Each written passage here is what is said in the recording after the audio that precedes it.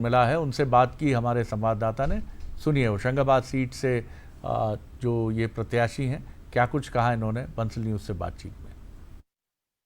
Bharatiya Janata party ने 24 सीटों पर लोकसभा चुनाव के लिए प्रत्याशियों की घोषणा कर दी है और होशंगाबाद से भाजपा किसान मोर्चा के प्रदेश अध्यक्ष दर्शन सिंह चौधरी को प्रत्याशी घोषित किया गया। इस वक्त हमारे साथ दर्शन सिंह है, उन्हीं से बात करेंगे। होशंगाबाद सीट पर हमेशा ही दिग्गज चेहरों को उतारा जाता है। आपने उम्मीद की थी कि आपको यहाँ से कैंडिडेट घोषित किया जाएगा और आप होशंगाबाद सीट से चुनाव लड़ेंगी?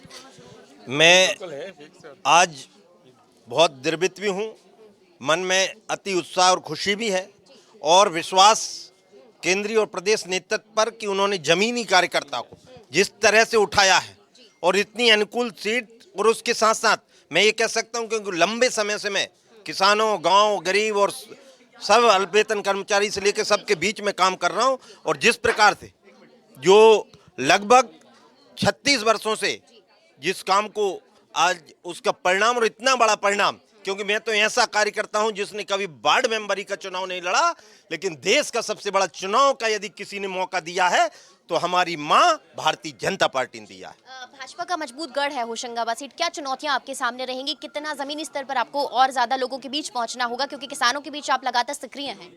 निश्चित तौर पर हमारी पार्टी ने जो काम किए हैं हर क्षेत्र में और विकास के काम किए हैं, उनसे जनता उत्साहित है। हमने विगत चुनाव के परिणाम देख लिए हैं। आगामी चुनाव में सारे रिकॉर्ड हम तोड़ते हुए मोहन यादव जी के नेतृत्व में हम लगातार अपनी उम्मीद थी कि आपको यहाँ से उम्मीदवार घोषित किया जाएगा या आपको टिकट मिल सकता है, आपको उम्मीद थी क्या?